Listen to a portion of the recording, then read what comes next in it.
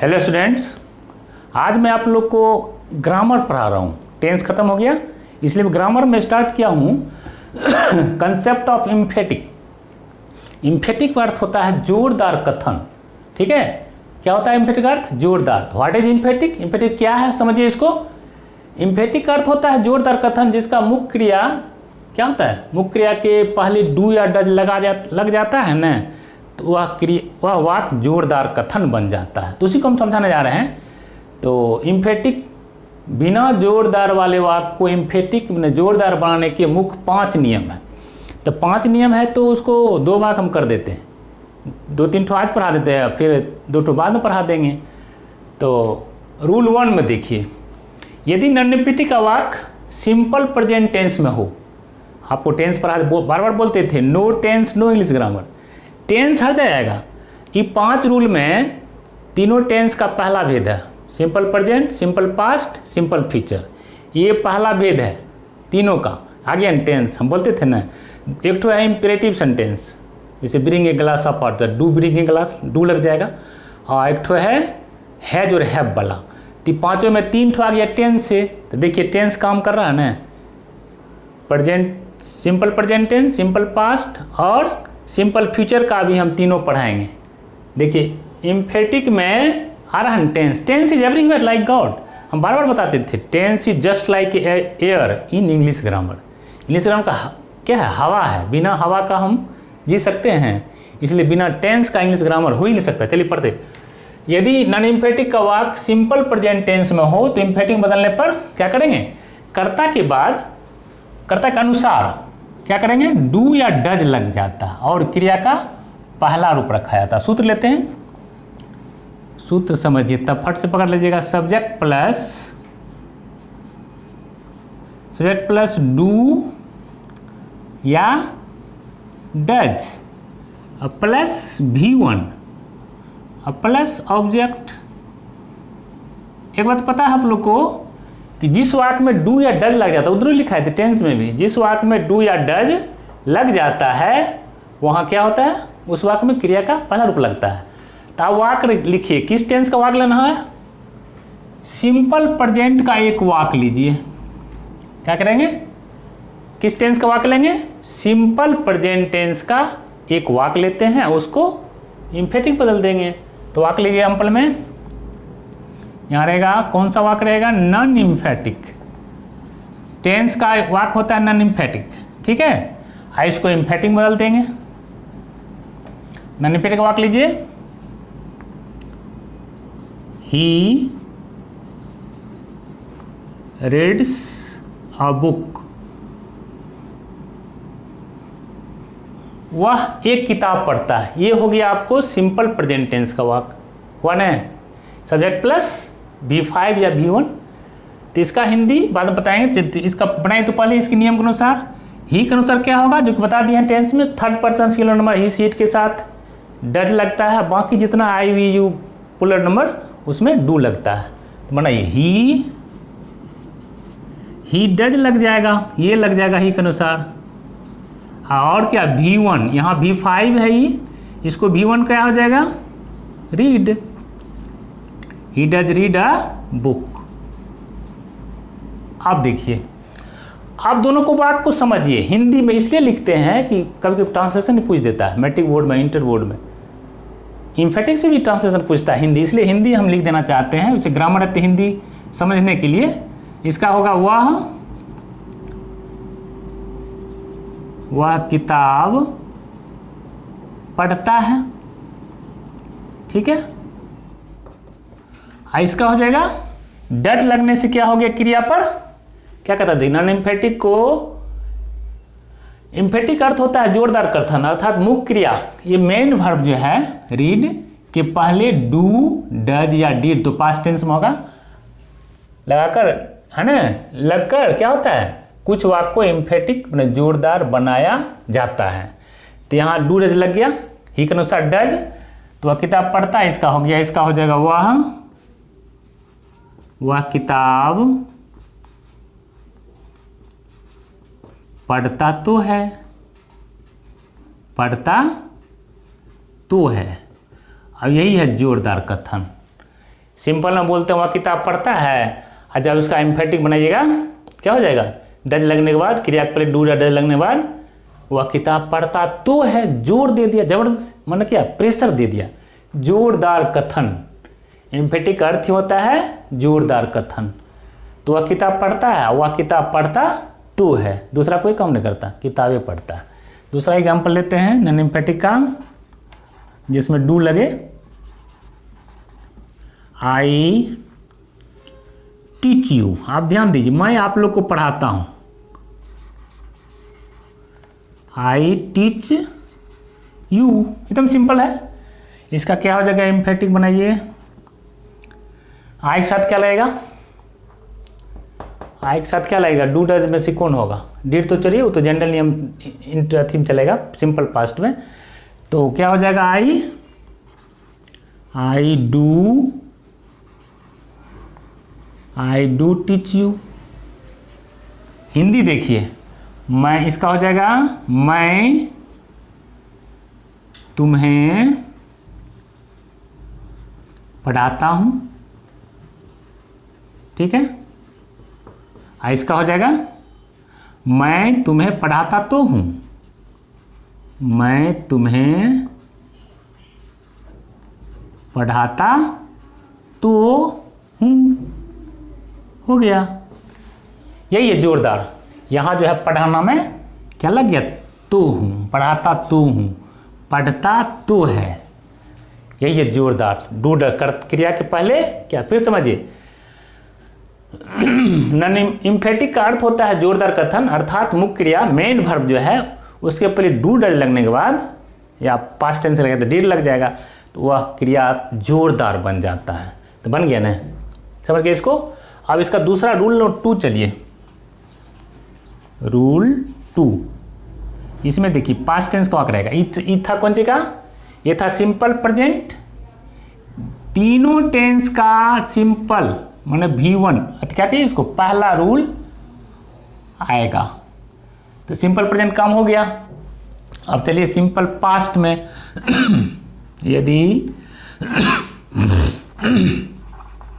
यदि non emphatic का वाक्य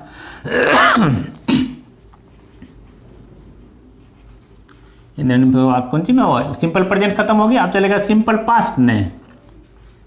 सिंपल पास्ट, ध्यान दीजिए, सिंपल पास्ट टेंस में हो तो एम्फेटिक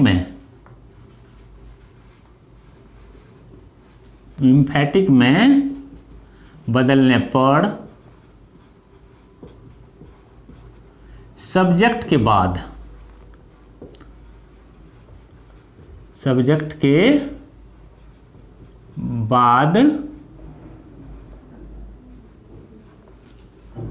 डिड, उसमें ऑप्शन था डू या डज, प्रेजेंट में इसमें ओनली डिड है, सिर्फ डिड लगाकर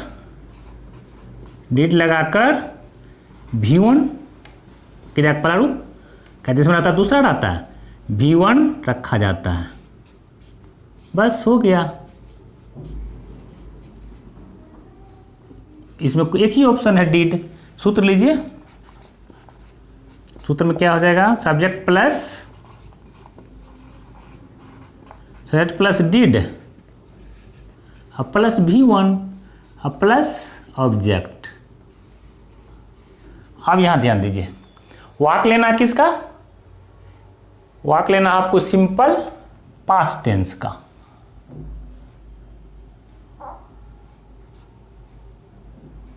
सिंपल पास्ट टेंस का वाक्य लीजिए, तो कैसे बनेगा, एक वाक्य लेना है, यानी तीनों टेंस का पहला भेद का जो है वाक्य क्या है, नॉन एम्फेटिक है, बिना जोरदार। उसको जोरदार बनाने के लिए डू डज डिड लगा देंगे, जिसमें डिड लगेगा वो दोनों में डू डज था, सिंपल प्रेजेंट में डू डज लगाने के बाद वाक्य एम्फेटिक हो जाता है, जोरदार कथन बन जाता है, इसमें डिड आएगा। एग्जाम्पल लीजिए, सूत्र हो गया ना, एग्जाम्पल में लीजिए, नॉन एम्फेटिक का वाक्य, इसे लिखिए she wrote a letter, she wrote a letter. अब यहाँ देखिए वाक्य तो पहचानना पड़ेगा, ये वाक्य दिया रहेगा तो हमको पहचानना है। सब्जेक्ट प्लस V2 हो तो वाक्य क्या कहलाएगा, वो V2 रहेगा तो सिंपल पास्ट का वाक्य होगा। यदि इम्फेटिक का वाक्य सिंपल पास्ट टेंस में हो तो इम्फेटिक बनाने पर क्या करेंगे, सब्जेक्ट के बाद क्या लगा देंगे, डिड, तो डिड लग जाएगा V1। इसका V1 का क्या बन जाएगा, ई बन जाएगा V1, V2 है ना यहाँ V1 बन जाएगा। बनाए तो इम्फेटिक में शी डिड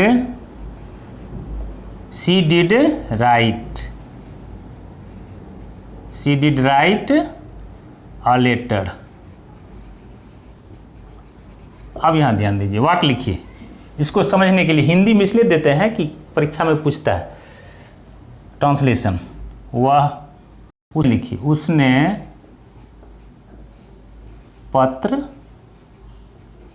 लिखी, पास्ट टेंस है, और उसने, इसका हो जाएगा उसने पत्र ही तो लिखी, हो गया ना जोरदार। उसने पत्र लिखी, यहाँ हो जाएगा उसने पत्र ही तो लिखी। क्रिया पर क्या हो गया, क्रिया पर जोर पड़ गया, यही है और कुछ नहीं इसमें। ठीक है, तो ये है आपको क्या ये आपको हो गया कौन चीज, सिंपल पास्ट का वाक्य। अब चलते हैं तीसरा रूल, रूल 3। रूल 3 में है, पता थे ना आपको, ये इम्फेटिक में तीनों टेंस का पहला भेद लिया है। एक ठो इम्परेटिव सेंटेंस लिया है, एक ठो लिया है, अगला पांचवा लिया है। पांचवा लिया आपको जिस वाक्य में हैज है, मुख्य क्रिया काम करे, तो 3 ठो आज पढ़ा देते हैं तीनों टेंस का इस भाग में। तो तीसरा चलिए, यदि यहाँ सिंपल पास्ट है, सिंपल फ्यूचर आएगा। यदि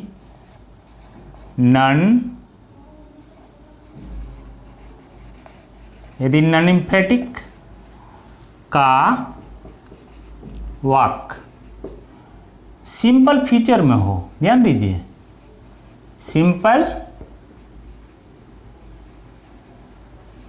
फ्यूचर टेंस में हो, तीनों का आ गया ना, simple present tense, simple past tense, ये आ रहा सिंपल, तीनों का देखिए पहला भेद आ गया, तीनों टेंस का पहला भेद। सिंपल फ्यूचर टेंस में हो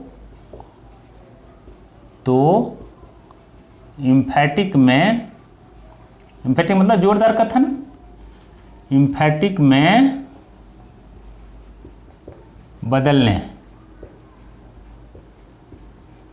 पर क्या करेंगे, सेल को, ध्यान दीजिए, सेल विल नहीं रहता इसमें, सेल को विल में और विल को सेल में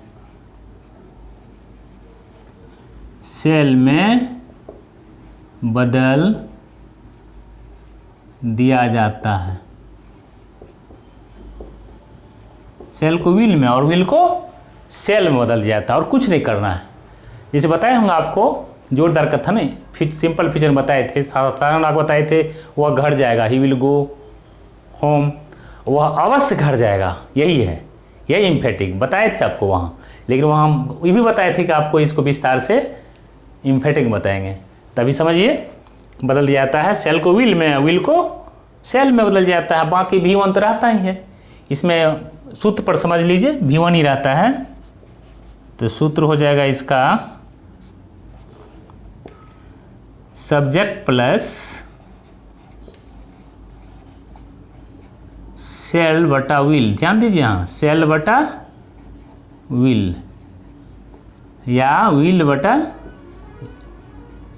बटा सेल, ये मेरा अपना सूत्र है, इसको मैथ नहीं समझ लीजिएगा आप लोग तब तो कट जाएगा, प्लस V1 प्लस ऑब्जेक्ट। ऐसा सूत्र आपको ग्रामर नहीं मिलेगा कहीं, ये मेरा अपना क्रिएशन है। तो देखिए यदि अब मैथ में चलेगा तो सेल कट जाएगा, विल कट जाएगा, यहाँ 0 हो जाएगा, सब्जेक्ट प्लस V1 ना होगा, लेकिन यहाँ काटिएगा नहीं, मैथ नहीं इंग्लिश है।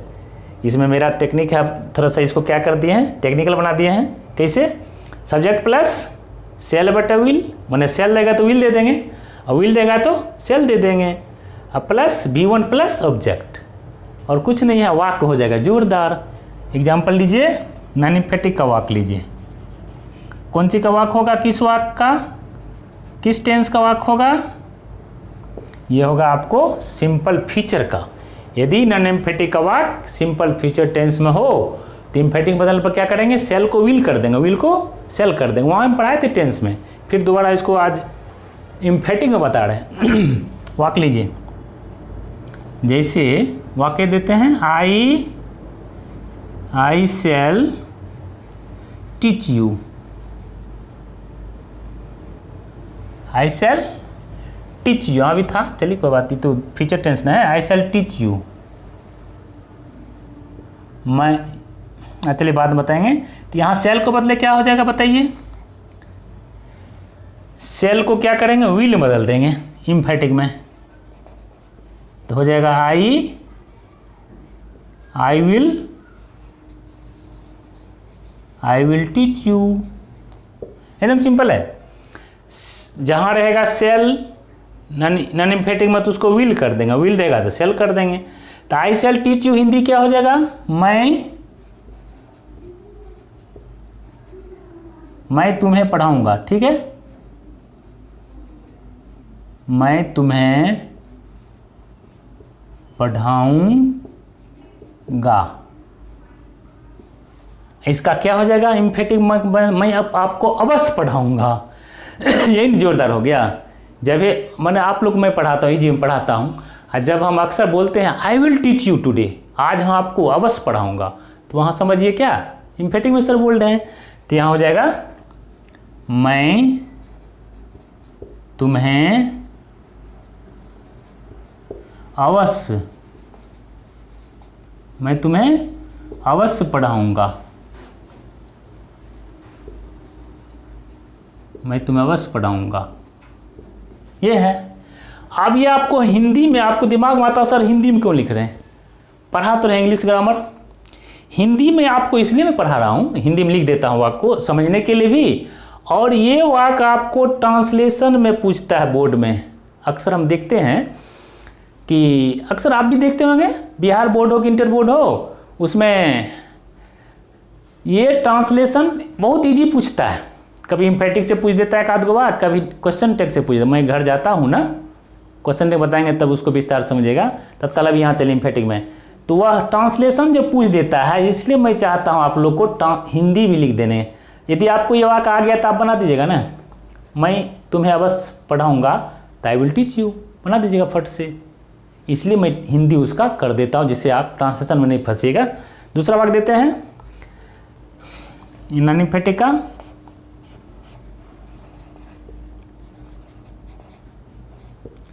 they will play cricket. आप यहाँ ध्यान दीजिए, दे विल है, इसका बनाना है एम्फेटिक में, जोरदार बनाना है, शॉर्ट एम्फेटिक में है, क्या बनाइएगा, क्या बताएं। यदि नॉन एम्फेटिक का वाक्य सिंपल फ्यूचर टेंस में हो तो एम्फेटिक बदलने पर सेल को क्या करते हैं हम, विल में, और विल को सेल में बता, और कुछ नहीं करना, सेम सिर्फ सेल विल को चेंज कर दीजिए इस तरह से, सेल रहेगा तो विल, विल रहेगा तो सेल कर देंगे, अब बाकी सेम चीज उतार देंगे, V1 इसी में रहेगा, सूत्र बता रहा है V1 वही रहता है। तो एम्फेटिक हो जाएगा दे सेल हो जाएगा, दे सेल प्ले, ठीक है, दे सेल प्ले क्रिकेट। अब हिंदी चलिए, इसका क्या तो काम देता है परीक्षा में, ट्रांसलेशन पूछ देता है, ट्रांसलेट इन इंग्लिश, तो आप इसको बना दीजिएगा, हिंदी में बनाई तो वे लोग क्या होगा, वे लोग क्रिकेट सेल है ना, खेलेंगे, वे लोग क्रिकेट खेलेंगे। ठीक, अब है वे लोग क्रिकेट खेलेंगे। अब यहां क्या हो जाएगा, अब अवश्य ना आ जाएगा, इसमें भी था, मैं तो अवश्य पढ़ाऊंगा, तो इसका हो जाएगा वे लोग अवश्य क्रिकेट खेलेंगे। माने इसमें अब निश्चितता आ गया, जोरदार, हाँ खेल भी करेगा। वे लोग अवश्य जुट जाने से, वे लोग अवश्य क्रिकेट खेलेंगे।